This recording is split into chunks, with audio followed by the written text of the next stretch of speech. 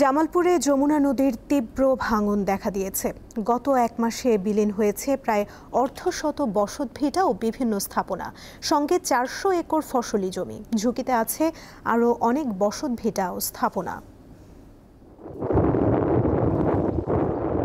নদী তীরবর্তী মানুষের ভাঙনের সাথে এই লড়াইটা নিরন্তর।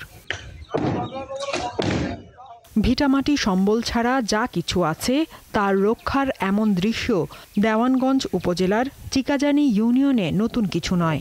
বাঁধ না থাকায় বড়খাল, খানপাড়া, মাঝিপাড়া, পলাশপুর সহ এ অঞ্চলের 9টি গ্রামে বসত হারানো গল্পগুলো নিত্যকার।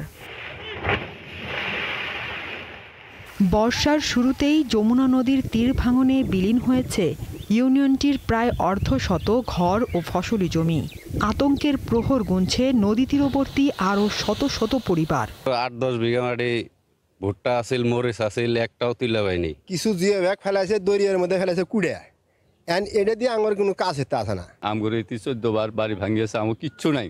এখন যে এইটুক যদি ভাঙে আমার কিচ্ছু নাই, কোনো ভাইসি ছাড়া কোনো বুদ্ধি নাই। চর ডাকাতিয়া পাড়া প্রাথমিক বিদ্যালয়টি ছিল এ অঞ্চলের শিশুদের আলোকিত হবার শেষ আতুর ঘর। আগেই তলিয়ে গেছে মাদ্রাসা, মক্তব ভিত্তিক মসজিদ, ব্যবসা প্রতিষ্ঠানগুলো।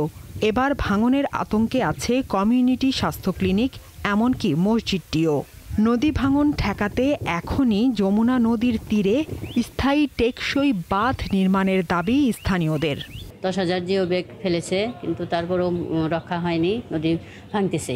আমাদের শিক্ষার্থীর হার কমে গেছে।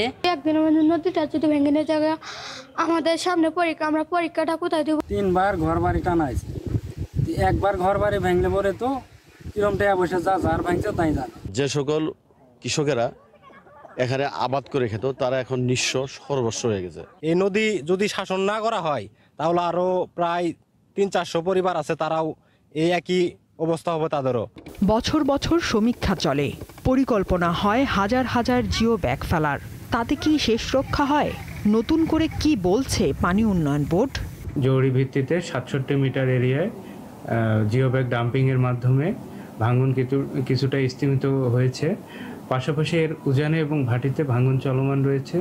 এখানে মিনিমাম 300 মিটার কাজ বাস্তবায়নের জন্য আমরা একটা রিপোর্ট ইতিমধ্যে ঊর্ধ্বতন কর্তৃপক্ষের কাছে দিয়েছি। প্রতি বছর বর্ষা মৌসুম এলেই ভাঙন আতঙ্ক যেখানে নিয়মিত, সেখানে এবার বড় অসময়ে শুরু হলো যমুনার তাণ্ডব। দীপ্ত, বার্তা কক্ষ।